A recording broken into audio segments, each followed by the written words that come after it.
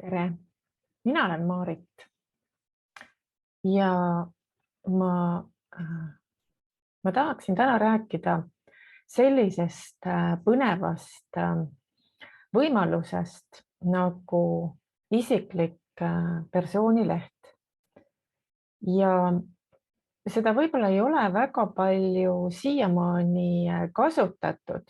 Ikka tavapäraselt tehakse ju veebilehti kas oma ettevõttele, mõnele projektile.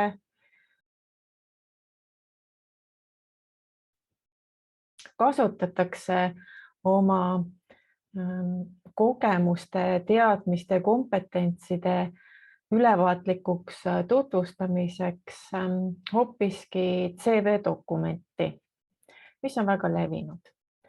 Aga üks uus võimalus kindlasti on persoonileht ja mõtlesin, et ma natukene seda teile täna tutvustan ja näitan ka.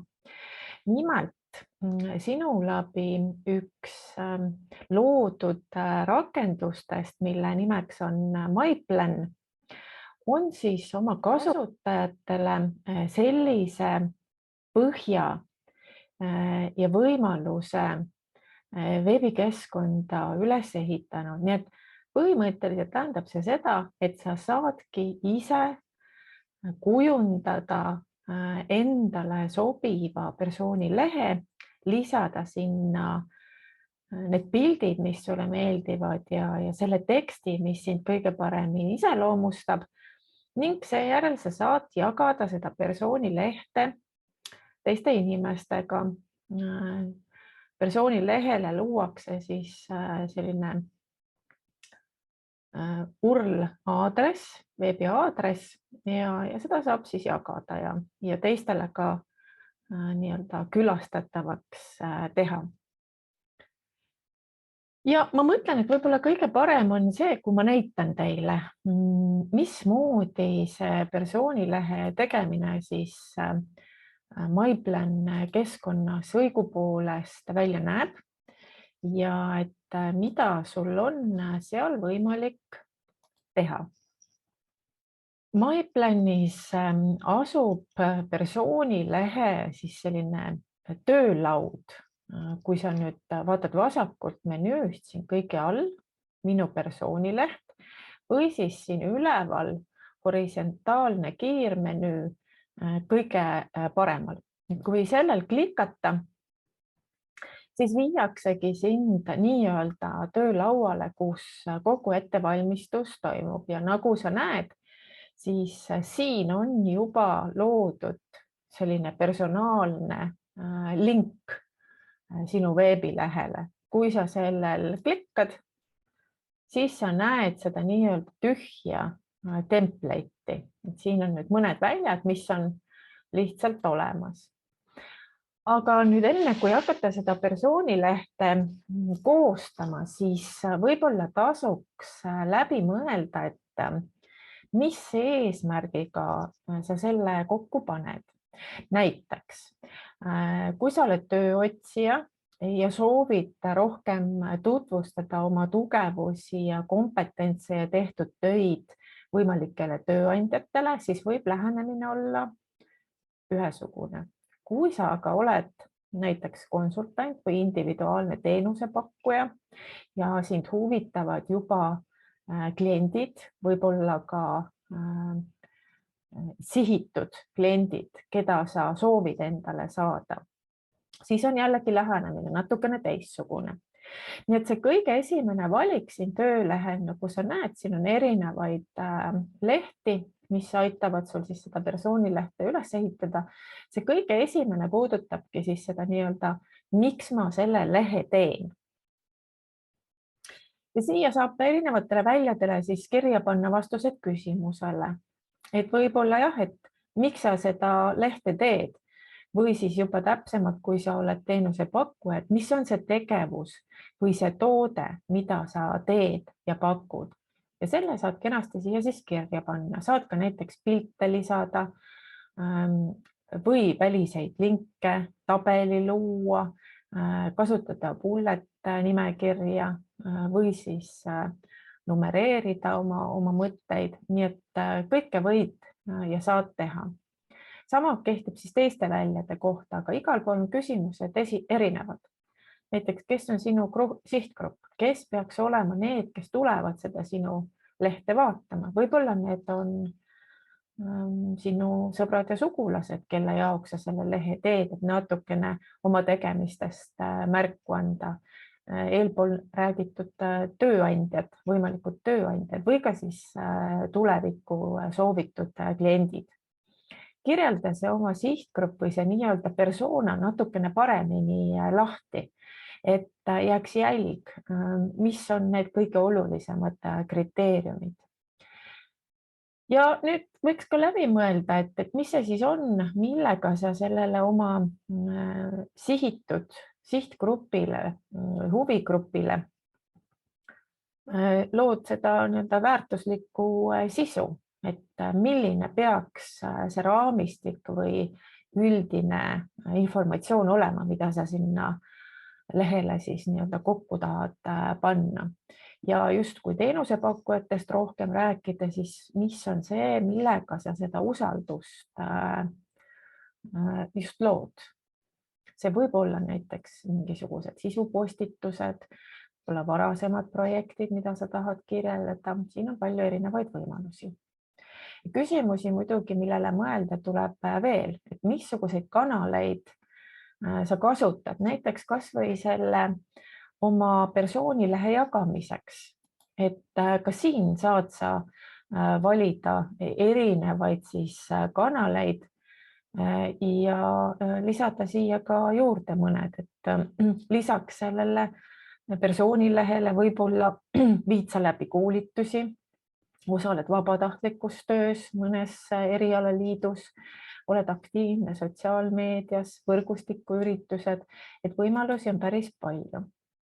Ja võid ka koostada siis sihtgruppide jaoks nii-öelda tegevuskava või plaani, et sihtgruppe võib olla ka mitmeid.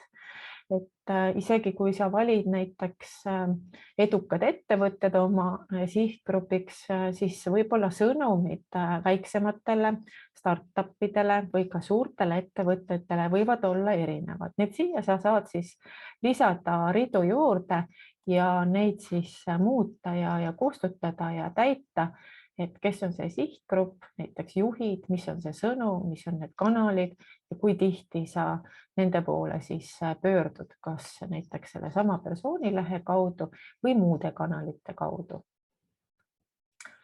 Nüüd alati on hästi hea persoonilehte luues olla teadlik oma tugevustest ja ka nendest valdkondadest, mida on vaja arendada. Et mis on need kompetentsid, mida sinul on vaja arendada, et MyPlanil on siin ka üks lisatööriist, kus sa saad analüüsida ennast siis SWOT meetodil.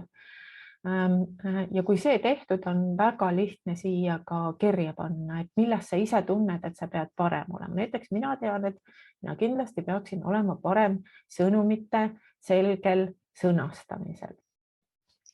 Ja võib-olla siia mõtisklusena lõpetuseks ka, et kellega soovid teha siis koostööd ja partnerlust, et kes on need inimesed, kes sind toetavad, kes on sinu kõige olulisemad, väärtuslikumad koostööpartnerid. Ja edasi salvestab siis kogu sinu sisestatud teksti ja viib sind järgmise valikuni ja nüüd hakkab juba peale siis selle sinu persoonilehe, veebilehe loomise, sisu loomise nii-öelda plokid. Et kõigepealt esimene plokk on siis lehepäis. Siia sa saad valida sellise põhilise, kõige olulisema pildi. Siin on mõõdud ette antud, et ära sellest suuremat üles lae, et neid kaanepilte võid sa siis kujundada näiteks Canva keskkonnas ja väga palju on ka pildipankasid, kust omale neid huvitavaid taustapilte siis saada võiks. Kui ma nüüd näitan ühte valmis lehte, siis lisaks pildile on võimalik siia lisada ka lingi oma Facebooki profiilile, LinkedIni profiilile, Instagrami profiilile. Ja siin saad sa siis täita vajalikud väljad, oma nime panna, hästi lühikese kirjelduse ja siia siis semikooloniga eraldatud kuni 3 lööklauset. Ja kohe me vaatame, kuidas see siis täidetuna välja näeb. Näete, siin taustal on siis hästi suur see nii-öelda päisepilt. Siin on siis kasutaja nimi, praegu minu nimi. Siin hakkavad jooksma siis need 3 erinevat lööklauset ja siin on siis see sinu võib-olla slogan, millega sa ennast tutvustad. Ja loomulikult saab siis seda lehte ka mitmes keeles teha, iga kord tuleb siis see sisu ja pildid uuesti sisestada. Ja näha on ka ilusasti Facebooki link ja LinkedIni link. Ja nõnda on sul võimalik siis lisada siia erinevaid blokke, näiteks missioon, visioon, väärtused, natuke lähemalt iseendast. Portfoolio alale saad sa siis lisada oma tehtud tööd koos siis huvitavate kas tootepiltidega või muude atraktiivsete visuaalidega. Saad enda oskuseid kirjeldada, nii-öelda top-oskused välja tuua. Siia on võimalik siis lisada ka klientidelt saadud tagasisidet, jagada oma blogipostitusi, kui sul on olemas võib-olla erinevatesse kohtadesse juba varem kirjutatud või on sul olemas siis näiteks ettevõtte koduleht, kus sa siis oled mõningaid postitusi lisanud, et saad ka neid siin jagada. Ühenduse vorm ja kõige lõpetuseks siis ka tervitusvideo või midagi põnevat siia lõppu. Ja kuidas see kõik nüüd välja näeb? Loomulikult selle täitmiseks ja koostamiseks läheb veidikene aega, aga kui ta ühel hetkel valmis on, siis on ta päris äge. Et vaatame siis korra need blokid üle, mida mina siin näidislehel olen kasutanud, et päis ja siin olev selline esmane informatsioon, siis see nii-öelda 3 visioon, missioon ja väärtused blokk, neid saab siis ka ise ümber sõnastada. Väike tutvustus minu enda kohta, seda saab siis ka siia ise lisada, võib-olla mitte väga pikalt, aga sellises ulatuses, et kes lehte külastab, jaksab sellega läbi lugeda. Siis on nii-öelda portfoolio osa. Mina olen siia pannud siis erinevad projektid, millega ma olen tegelenud, iga projekti kohta lisanud ühe siis vektorpildi siia ja näiteks lisaks tööalastele projektidele olen ma siia lisanud siis ka teemasid ja ka tööväliseid tegevusi, mis võib-olla annavad tulevasele tööandjale või koostööpartnerile minu kohta natukene rohkem sellist väärtuslikku informatsiooni. Siin on päris palju võimalusi erinevaid lisada. Ja mida teised minust on rääkinud, ehk siis nii-öelda kliendi tagasiside, jällegi sa saad ise sõnastada kõik selle teksti siin ja lisada siis vastavalt sellele, kuidas see tagasiside sinuni on jõudnud ja kes seda andnud on. Siis mina olen siin näiteks jaganud oma blogipostitusi, et neid saab siis jagada nõnda, et väikese sellise lühitutvustuse ja mina olen pannud siia siis lisaks lingi, et kes tahab rohkem lugeda, see saab siis minna edasi sellele konkreetsele lehele juba. Ja kõige lõpetuseks on siis minu personaalne video. Ühe video saab siis oma sellele persoonilehele lisada. Ma arvan, et video on väga äge võimalus, et inimestele meeldib vaadata ja saada natukene sellist vahetumat emotsiooni. Ja kui sa nüüd tahad, et see leht oleks natukene ka interaktiivsem, siis mina siia lõppu panin vormi, et võta minuga ühendust. Nii et kui sul on huvi oma sellise visuaalse CV dokumenti või veebilehe koostamiseks, oma brändi sõnastamiseks ja visualiseerimiseks, siis meie soovitame sulle just seda MyPlani valmis template'i või malli, mida saad siis kasutada, täita ja sellele oma sisu luua. Ma loodan, et see väike tutvustus pani sind nüüd mõtlema ka natuke rohkem selle peale, et kuidas teised inimesed sind kui professionaali, kaaslast või ka töökaaslast, sõpra või siis töökaaslast näevad ja tajuvad ja mõtisklema ehk natuke rohkem ka selle peale, et kuidas sa tahad, et sind nähakse, et mis on võib-olla need sinu jaoks olulised aspektid, mida sa tahad rohkem välja tuua ja vot selle personaalse veebilehe abil ma arvan, seda on väga hea teha, et mina juba ise olen jaganud selle veebilehe linke sotsiaalmeedias ja lisanud ka oma CV-dokumenti, et ma arvan, et see CV-dokument tööle kandideerimisel võib-olla veel niipea ära ei kao, aga sellist võib-olla mahlakust annab juurde just sinu persoonileht, mis on natukene visuaalsem ja annab parema tunnetuse inimese enda kohta ka.